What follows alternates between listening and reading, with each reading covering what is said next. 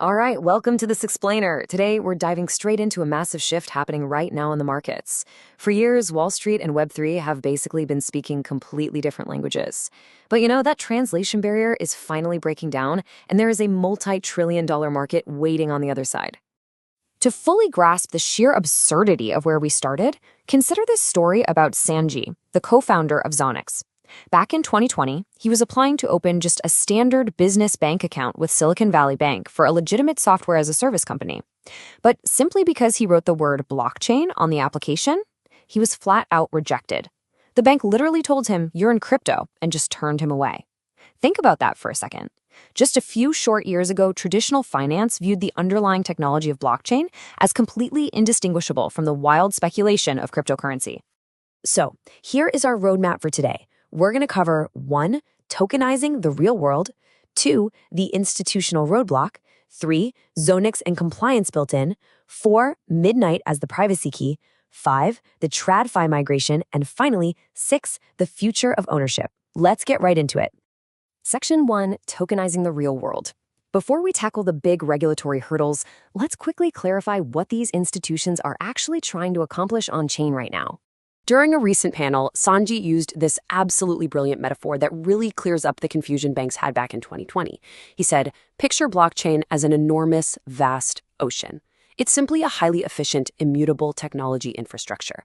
Cryptocurrency, on the other hand, is just one single fish swimming inside that ocean. It's literally just one application of the technology. For a long time, the traditional finance world thought the fish was the ocean. Now they're finally waking up to the fact that they can use that vast ocean for entirely different types of assets without ever touching the speculative crypto fish at all." And this brings us to RWAs, or real-world assets. This simply means taking the ownership of a traditional asset, like real estate, a treasury bill, or maybe a private credit fund, and securitizing it on-chain. When you push that legal ownership interest onto a blockchain, you transform it into a token. So why do this? Well, because it makes the asset significantly more liquid, it allows it to be traded globally around the clock, and it fundamentally strips away the friction and heavy back-office costs of traditional financial markets. You aren't spinning up a meme coin here. You are digitizing a real, heavily regulated security. But you might be wondering, if it's so incredibly efficient, why hasn't every single bank on the planet jumped in yet? Well, that leads us perfectly into Section 2. The institutional roadblock. We've got a fundamental clash of cultures happening here. On one hand, TradFi has massive, non-negotiable legal obligations. Banks and trading firms need strict know-your-customer and anti-money laundering checks. Plus, they demand absolute privacy for their trading positions. On the flip side, we have early public blockchains. These were built to be the exact opposite, fully transparent, permissionless, and open to anyone. It's a complete mismatch. You can't just drop a highly regulated U.S. Treasury bond onto a blockchain where anyone from any sanctioned country could anonymously buy it. And the transparency aspect? It's just as problematic. Jenna, the COO of Midnight, she comes from a high-frequency hedge fund background, and she hit the nail on the head here. Complete transparency is actually a massive bug for traditional finance. For hedge fund, their trading strategy is their secret sauce. It's their alpha. If they trade on a completely open public blockchain, everyone in the entire world can see exactly what they're buying and selling in real time. For Wall Street, having your competitors front-run your every move isn't revolutionary. It's an absolute nightmare. They need privacy. Okay, so how do we fix this? That brings us to the first half of our solution, Section 3, Zonix, and their built-in compliance. This is where we stop identifying the problem and start engineering the fix. Zonix tackles this regulatory roadblock with a completely brilliant approach. Instead of trying to police some marketplace after the fact, they embed strict compliance rules directly into the smart contract of the token itself. As Sanjay explains, Zonix acts as a technological infrastructure. So let's say a buyer hasn't passed their required KYC or AML checks. The token literally cannot be transferred to their wallet. The smart contract just rejects it outright. The compliance actually travels with the token, making it virtually impossible to trade the securitized asset illegally regardless of where it ends up. And this isn't just some small, localized proof of concept. Zonix already supports 22 distinct legal jurisdictions embedded directly at the token level.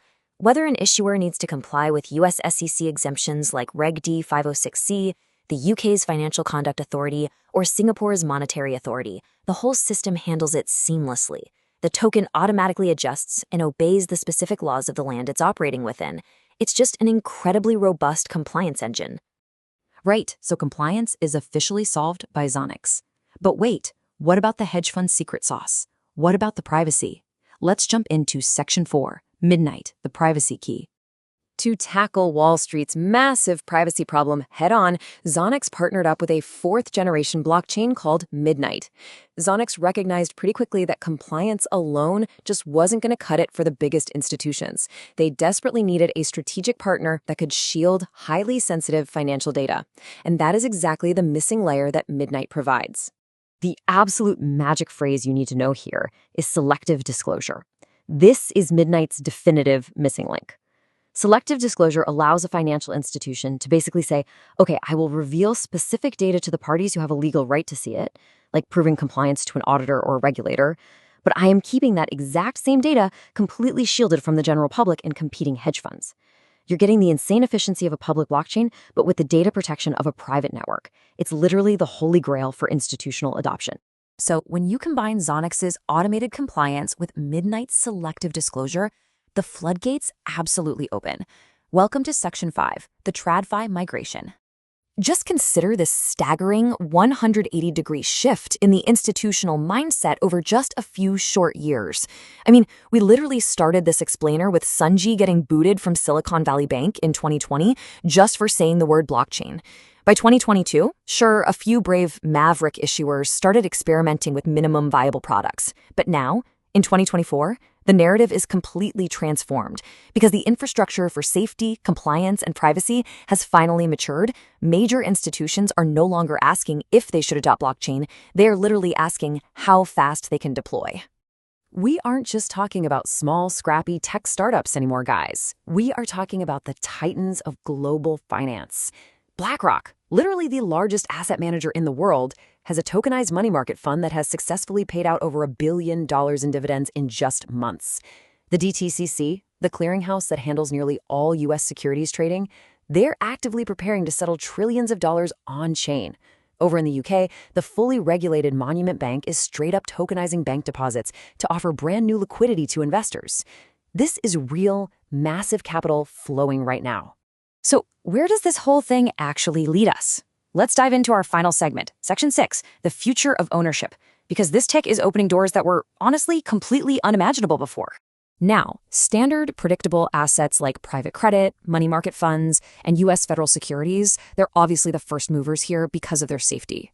But the future, it holds some wildly cool possibilities. Sanji revealed that they are actually working right now with a private equity group that's buying a famous West Coast college basketball team.